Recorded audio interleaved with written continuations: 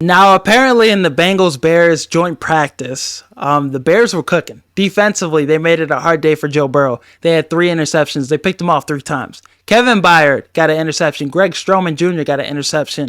No Jamar Chase, but T. Higgins, he was getting clamped up by Jalen Johnson. And then on the offensive side of things, Caleb Williams had a good day. You know, the offense a little struggled, had a slow start at the beginning, but Bengals reporter, he was blown away and just so impressed by how good Caleb Williams looked. Offensively, too, the receivers we got, they were cooking the Bengals DBs.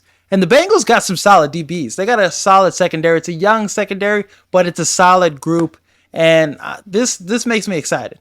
The Bengals, when healthy, are one of the best teams in the AFC. When healthy. No Jamar Chase, but you still got T. Higgins. You still got some talented guys over there. Mike Gesicki. You got some weapons offensively over there for Joe Burrow, and he's Joe Burrow.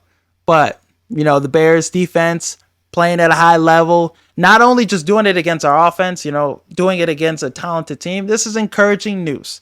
And Caleb Williams, the thing about him that I've liked the most is the maturity and just him being able to make mistakes, but respond. Justin Fields, we didn't see him do that too much. We saw him make mistakes, and those mistakes, you know, keep him down. Caleb Williams, he'll have a slow start, but then he'll throw 3 touchdowns. Rome will catch one. Keenan Allen will catch one. DJ Moore will catch a touchdown. He'll respond. And we've seen him do that in camp. We've seen him do it in the game, the preseason game against Buffalo. We've seen him do it consistently so far. So that's something that's got me excited, because not responding, just letting the mistakes beat you down. We lost some games because of that. Let's be honest. So Caleb Williams, he's been impressing everybody. Everybody's been raving about him. So really excited to see that continue on in this next preseason game. But great practice all around. A lot of good things coming out of that, you know, joint practice. You know, it was a rainy day. The weather was terrible, and the Bears still practice outside. Unfortunately, you know, 2 players for the Bengals did get hurt. You know, just 1 player for the Bears, Terrell Smith, but, you know, no update to see if it's serious or not. Hopefully it's not. But this Bears secondary is deep as hell. Greg Stroman got an interception. He's been playing really well. Jalen Jones has been having a pretty good camp. He's been running with the starters. Josh Blackwell, he's been, you know, getting some run as well. So this secondary is really deep. Even the guys that were undrafted free agents, Reddy Stewart, Leon Jones, they've been having a good camp and making plays. So the secondary for the Bears could go 7 players deep. Really excited about that unit and that group. Defensively, Kevin Byard, that was such a huge addition. Eddie Jackson, he was missing tackles. He was, you know, unreliable in the secondary, in coverage. Now you have Kevin Byard out there who's making interceptions, making turnovers in camp, doing it against the Bengals. He's just the right veteran to have on this defense, a guy that can know the situations, help elevate the guys around him in the secondary, help young guys like Jalen Johnson, Kyler Gordon, Brisker get to the level and reach their fullest potential. Jalen Johnson, he's already been all-pro, Pro Bowler, but Kevin Byard could teach him a thing or two as well. And he can help those guys stay healthy. Brisker, he's a little banged up, but Kevin Byard's going to elevate this defense tremendously. He could be the defensive MVP for this year, I think. Just that good. And he could help us maintain what we had last year. Last couple games of the season, getting interceptions, getting turnovers. It seems like that's something he's doing in camp already. And 3 turnovers against Joe Burrow, that shows us that we could pick up right where things left off from last season. The Bears were reportedly in talks with getting Matthew Judon from the Patriots as well, but the Patriots, you know, valued the Falcons' 3rd round pick a little more than the Bears, and I think, you know, there were some rumors that they wanted that second round pick as well. But Ryan Poles, being the GM he values and he looks at everything in all the perspectives that need to be looked at. You look at a guy that's 32 years old, older, just coming off a, you know, knee injury. Do we want to bring that guy in for a 3rd round pick when the players I've been drafting, you know, in those kind of rounds have been hidden? Austin Booker looks like legit. Braxton Jones, some of these guys in those kind of rounds, it's looking good. So do I really want to give up that opportunity for Matthew Judon, who could be on a 1-year rental contract? You know, he wants to get paid, and probably going to the Falcons made more sense for him with that as well. The Falcons, they need to be in win now mode. They want to get a deal done and improve their roster. They needed Matthew Judon more, in a sense. Because they didn't get Dallas Turner, they didn't get an edge rusher, they went quarterback at pick 9. It's kind of cool that, a team didn't want to, make a deal with us because they didn't think our pick was going to be that high. That's a good feeling. But yeah, I trust Ryan Poles in this. If he didn't want to get it done, I'm going to stand 100% behind him because he knows what he's doing. This team looks legit now, and this, rebuild has gone smoothly. Caleb Williams looks like the real deal, so I trust Ryan Poles. Whatever he says, I believe, and whatever he says goes. Nate Davis has practiced 3 days in a row, and this is good. It's kind of sad that we're happy about him practicing 3 days in a row, but he's a key, important piece for this offensive line and this offense as a whole to have success. Him, healthy, with Darnell Wright, that right side looks good. You're comfortable with that. Because last year, him and Darnell Wright, they were mauling guys. The pass protection was good. Nate Davis was good when he was healthy. It was just the availability wasn't there. He wasn't out there. You couldn't trust him to be out there. The injuries, the personal issues, all that. Same thing has happened in camp so far.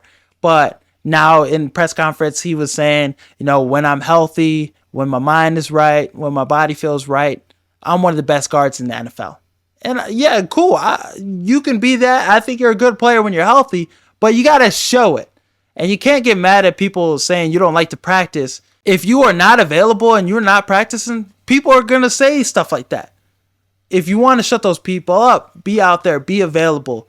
Nobody's going to say anything about you not being available. If you are handling your shit, you're out there, you're practicing. And I know injuries, they happen, they're unavoidable. But I feel like some stuff that's happened with him, I feel like he could have taken a different approach. There could be a little more effort on his side. But Nate Davis, when he's healthy, he's going to be a solid guard for us, and I think he should be the starter. So hopefully he goes out there, continues the streak of being out there and being productive. I'm excited to see him in the preseason game, and yeah, I want to see him out there healthy. I know the offensive line is a lot better with him out there. Ryan Bates is week to week, so this is his opportunity to lock up that right guard spot. For the Bears, Bengals preseason game, the Bears are going to play their starters, and I really like this move by, Eberflus, because I don't care that the Bengals are not playing their starters. Usually, if the other team isn't playing their starters in the preseason, you follow suit and you both, do the same thing. But the Bears starters need reps, especially offensively. Caleb Williams needs reps. He needs to be out there with this offense. They need to gel. They need to build that cohesion. So have him out there, regardless of what the Bengals are doing. That shows me also that the mindset, the mentality is different. Things are different. Things are changing. The culture is changing. We're going to play our starters no matter what. We're going to get them out there. Hall of Fame game, obviously, that's different. But get them out there as much as possible. Let's continue building off of what we saw in Buffalo. So I'm excited to see this offensive line out there. The 5 guys, Darnell Wright, Braxton Jones, Nate Davis, Coleman Shelton, Tevin Jenkins, those 5 guys together, I feel like that's going to be the starting 5. So I'm excited to see those 5 out there at the same time. Buffalo, against them, Matt Pryor was starting at right guard, and I feel like the offensive line held up pretty well. So every game before week 1, practice, training camp, all that, I'm going to be following up with the offensive line. That's the biggest important part and position group for this Bears team. We have everything else.